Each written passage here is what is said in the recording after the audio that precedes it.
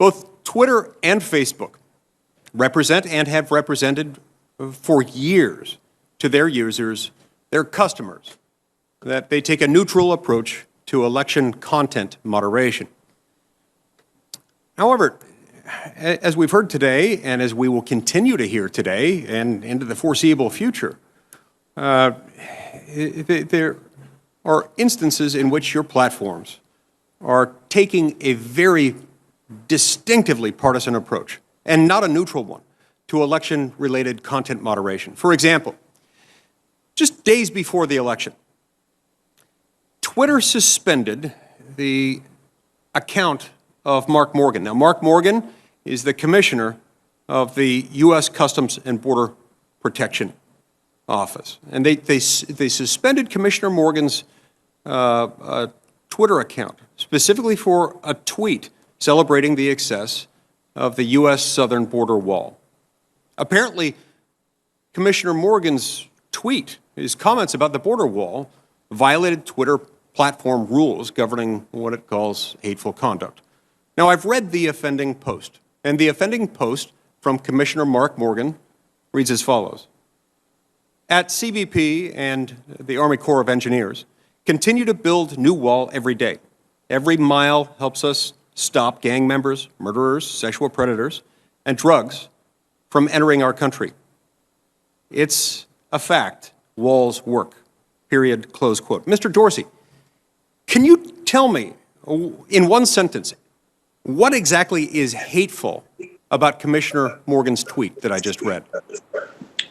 Well, we evaluated this tweet again, and we found that we were wrong. That was a mistake, and it was due to the fact that we had heightened awareness around government accounts during this time. So that was a mistake. We reverted it.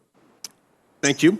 I appreciate that, and we're going to get back to more of that in a minute and get back to the fact that, I understand that mistakes happen.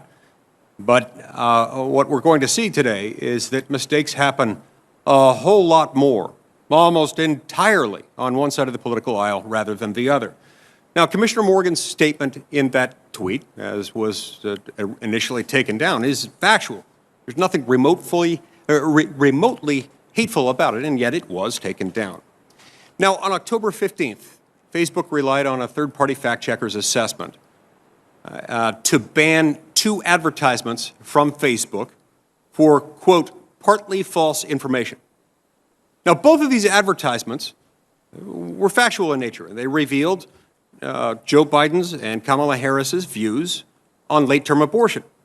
Joe Biden has stated that he won't accept any restrictions on abortion, and Senator Harris's views are such that she voted against requiring care for a child born alive during a botched abortion.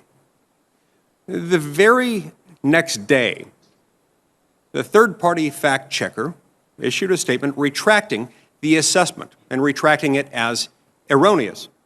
However, it stunningly took Facebook almost 2 more weeks until October 29th, when voting had already started in many jurisdictions, to lift the ban on these legitimate ads. Ads that the fact-checker had already declared a couple weeks earlier were erroneously taken down. So, Mr. Zuckerberg, why on earth did it take Facebook 2 weeks to correct this error? Senator, I'm not familiar with the details of us re-enabling that ad, so I can follow up with you after. It's possible that this was just a mistake or delay, and unfortunately, when we handle millions or billions of pieces of content a day, while we strive to do as well as possible and be as precise as possible, we will make some mistakes. Thank you. I appreciate your acknowledgement of the fact that there are mistakes. As I've noted previously, those mistakes sure happen a whole lot more on one side of the political spectrum than the other. Now, this is understandable. We're humans, but it's also understandable why this might occur. Maybe some of it has to do with your employees. 92.83% of Facebook employees who donated to federal candidates gave to Democrats. At Twitter, it's even more stark than that, as if it could get much more stark, but 99.3% of Twitter employees who donated to federal candidates gave to Democrats. And so these mistakes, they may be mistakes, but they're mistakes that rhyme. They may not repeat themselves, but they rhyme. And the consistent theme happens to be Republicans, conservatives, and pro-life activists.